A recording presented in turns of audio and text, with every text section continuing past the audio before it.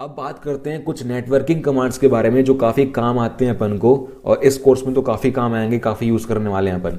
तो मेजर जो networking commands है वो है, सबसे पहला जो कमांड है वो है पिंग। पिंग का काम क्या है, अगर टेक्निकल टर्म्स में बात की जाए तो ये पहले चेक करता है कि टारगेट अवेलेबल है या नहीं। फॉर एग्जाम्पल आप यहाँ पर टारगेट देते हो उसको आईपी एड्रेस या फिर होस्ट नेम। अगर मैं देता हूँ यहाँ पे www.google.com, अगर मैं ये देता हूँ इसको, तो ये क्या करेगा, सबसे पहले तो ये google.com पे एक ICMP एको रिक्वेस्ट भेजता है।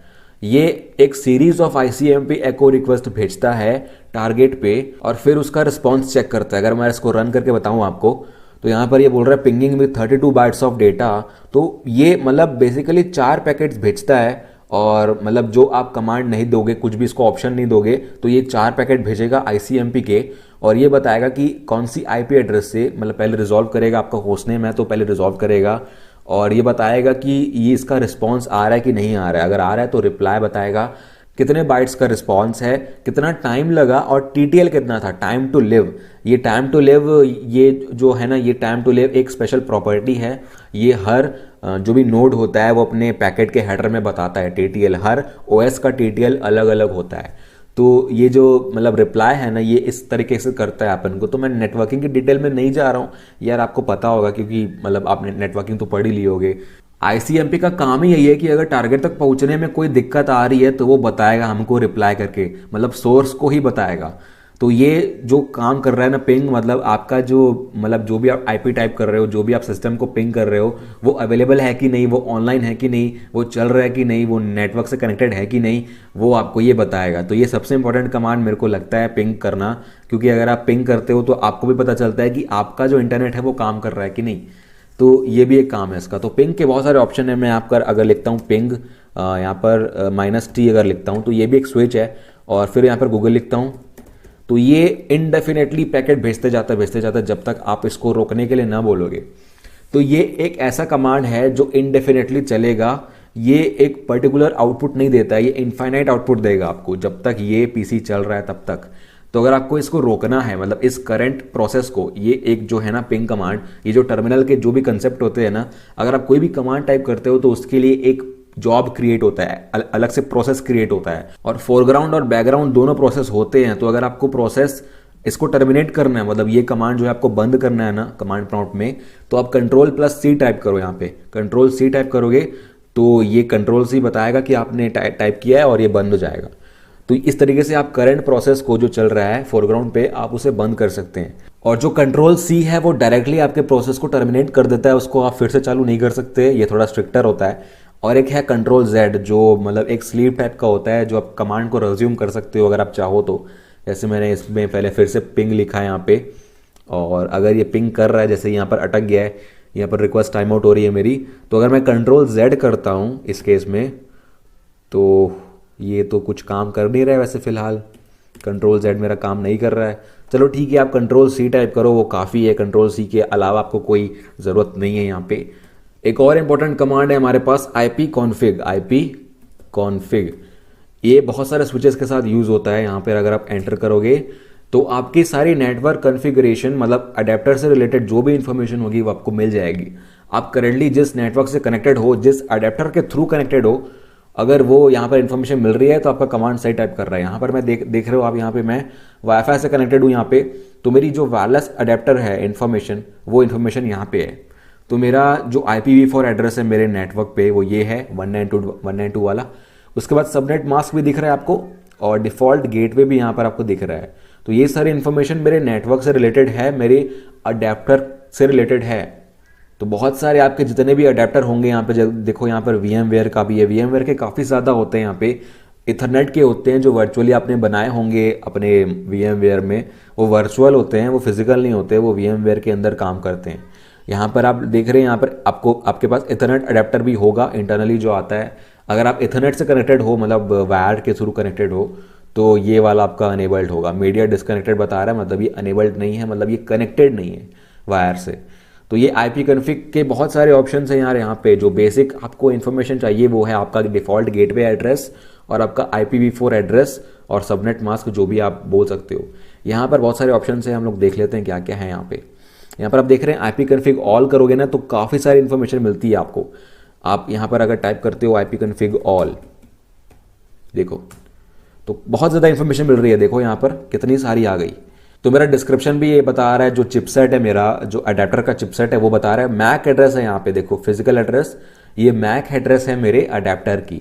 DHCP अनेबल्ड यस, और ऑटो कॉन्फ़िगरेशन भी है, IPv4 एड्रेस भी है, सबनेट मास्क, लीज कितना है आपके एड्रेस का जो DHCP से मिला है आपको, DHCP सर्वर क्या है और DNS सर्वर क्या है। तो काफ़ी सारी इन्फॉर्मेशन मिलती है आपको हर अडेप्टर की। तो ये काफ़ी अच्छा कमांड है यार। और भी काफ़ी सारे ऑप्शंस थे इसके, मैंने आपको यहाँ पर दिखाए थे।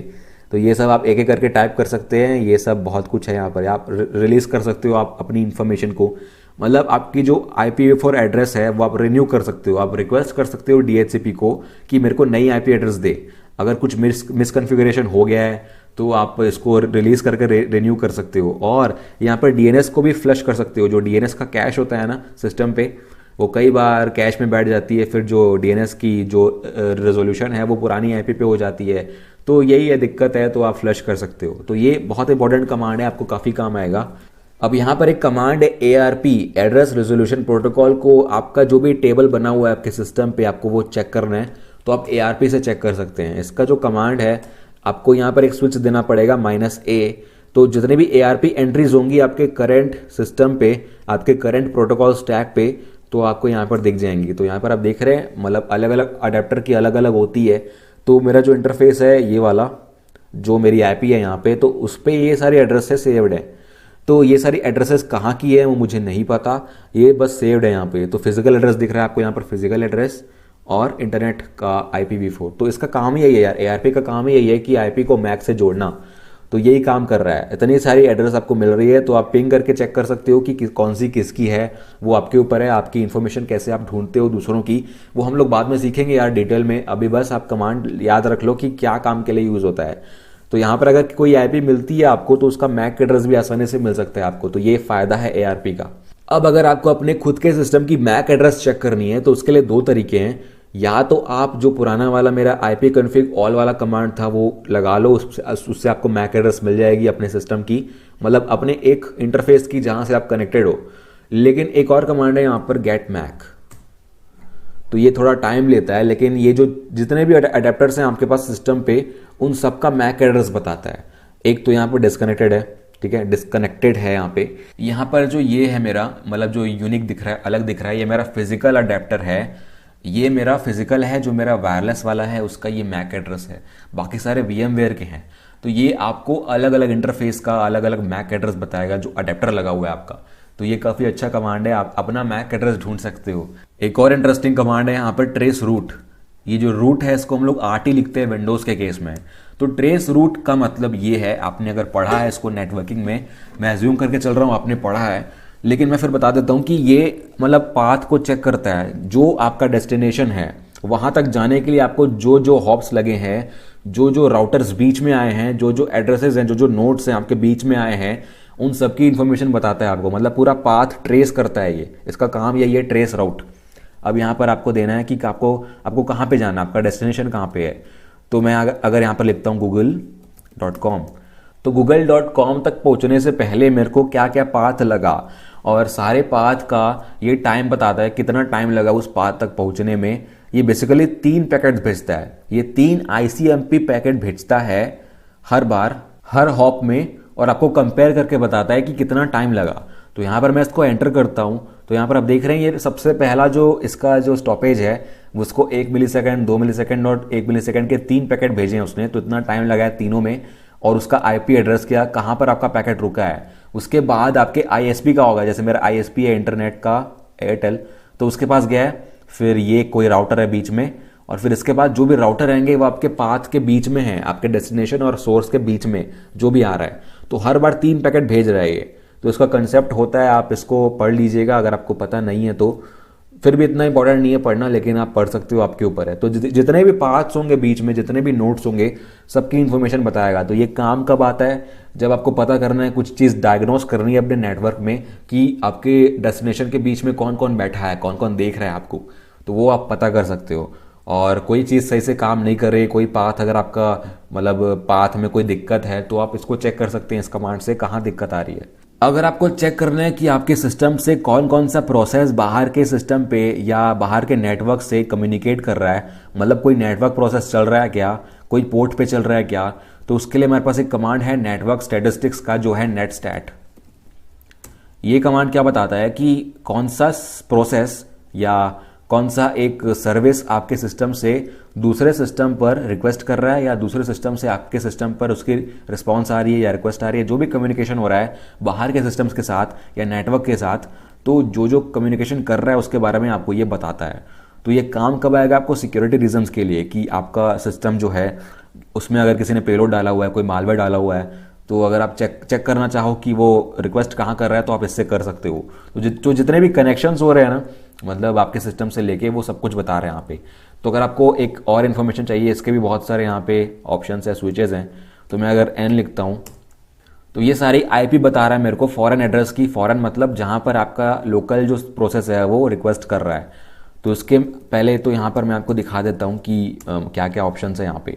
तो इतने सारे ऑप्शंस हैं यहाँ पे। ये जो एन है ये न्यूमेरिकल फॉर्म में डिस्प्ले करता है। उसके बाद आपके पास यहाँ पर पी है, कौन सा प्रोटोकॉल आपको चाहिए, स्पेसिफिकली किसकी इन्फॉर्मेशन चाहिए आपको। फिर ओ है, यहाँ पर ओ कमांड काफ़ी इंटरेस्टिंग है, मैं यहाँ पर अगर आपको दिखाता हूँ। एन और ओ को अगर आपको एक साथ यूज़ करना है, कोई डबल स्विच को या ट्रिपल स्विच को एक साथ यूज़ करना है, तो आप डबल यहाँ पर टाइप कर सकते हो, ओ भी आएगा एन भी आएगा, दोनों का एक साथ आउटपुट आएगा। तो यहाँ पर आप देख रहे हैं प्रोसेस का आईडी क्या है, आपको प्रोसेस आईडी मिल जाएगा यहाँ पे इस केस में, तो आप इजीली उसको टर्मिनेट भी कर सकते हो। तो अगर आपको लग रहा है कि कोई प्रोसेस मतलब इलीगली काम कर रहा है, इलीगली कम्युनिकेशन कर रहा है बाहर के सिस्टम के साथ, तो आप इसे टर्मिनेट कर सकते हो। ये काफ़ी अच्छा कमांड है नेटवर्क प्रोसेसेस के बारे में जानने के लिए। अब एक और हमारे पास प्रोटोकॉल है टेलनेट का, मैंने बताया था रिमोट लॉगिन। तो किसी भी सिस्टम पे आपको रिमोटली लॉगिन करना है तो आप इसको यूज़ कर सकते हो। अगर मैं लिखता हूँ google.com और इसके बाद मेरे को पोर्ट नंबर लिखना पड़ेगा। फॉर एग्जाम्पल अगर मैं गूगल के SMTP सर्वर के साथ कनेक्ट होना चाहता हूँ तो smtp.gmail.com और जो पोर्ट है यहाँ पर 587। यहाँ पर एक बार ध्यान देना, आप अगर आपको टेलनेट चलाना है ना तो पहले तो आपको इसको अनेबल करना पड़ेगा, क्योंकि विंडोज़ में बाय डिफ़ॉल्ट अनेबल नहीं होती है ये सर्विस। क्योंकि आपको इसके लिए स्पेशली टेलनेट क्लाइंट और मतलब क्लाइंट ही चाहिए आपको। तो उसके लिए आपको यहाँ पर क्या सर्च करना है, विंडोज़ फीचर्स। तो turn Windows features on end of वाला यहाँ पर ऑप्शन आपको सर्च करना है कमांड प्रॉम्प्ट में। तो यहाँ पर आपको ऑप्शन मिल जाएगा कि टेलनेट वाला जो क्लाइंट होगा ये बंद होगा। यहाँ पे नीचे आप आ जाओ, यहाँ पे दिख रहे हो टेलनेट क्लाइंट बंद है। अब इसको टिक कर दो और फिर यहाँ पर ओके।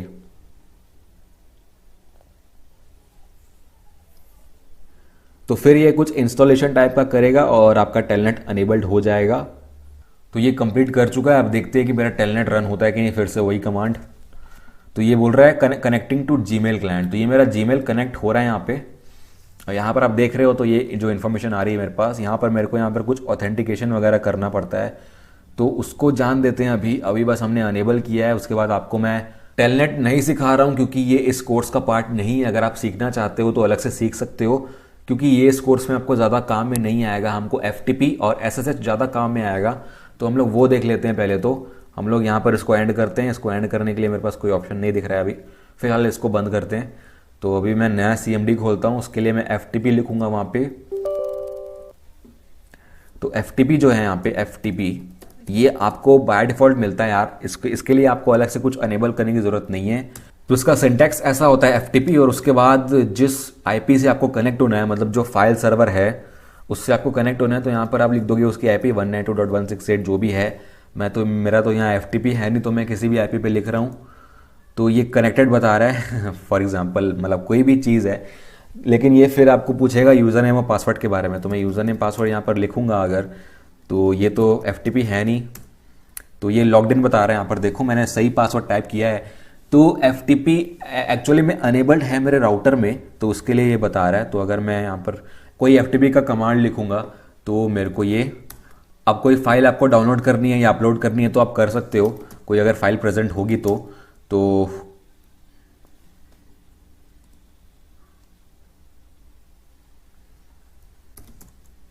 यहाँ पर आप देख रहे हैं अगर मैंने यहाँ पर ls टाइप किया तो इसने करंट फोल्डर पे जो भी यहाँ पर फाइल्स है उसने लिस्ट कर दी हैं। तो ऐसे आप लिस्ट कर सकते हो फाइल्स को। ये मेरा नॉर्मल राउटर है जो FTP के लिए नहीं बना है यार, लेकिन फिर भी मैं FTP यूज़ कर रहा हूँ इस पर यूज़र नेम पासवर्ड डाल के। ऐसे ही आप किसी भी FTP सर्वर से कनेक्ट हो सकते हो, इस तरीके से नॉर्मल कमांड्स आप टाइप कर सकते हैं। तो यही था बेसिक ट्यूटोरियल विंडोज़ कमांड्स का। तो ये मेरे ख्याल से सफिशिएंट कमांड से आपको कुछ भी लर्न करने के लिए, और मैंने काफ़ी बता दी हैं। इसके आगे आप खुद से पढ़ सकते हैं, मैं उसकी लिस्ट दे दूंगा हो सके तो यहाँ पर कोर्स में। तो आज की वीडियो के लिए इतना ही। नेक्स्ट वीडियो में हम लोग पढ़ने वाले हैं लिनक्स के कमांड्स के बारे में। वो काफ़ी अच्छे हैं और काफ़ी ज़्यादा हैं और काफ़ी काम आएंगे आपको। एक्चुअल में वही पढ़ना है आपको, तो उसमें काफ़ी कुछ चीज़ें हैं। तो नेक्स्ट वीडियो के लिए देखते रहिए, सीखते रहिए और गुड बाय।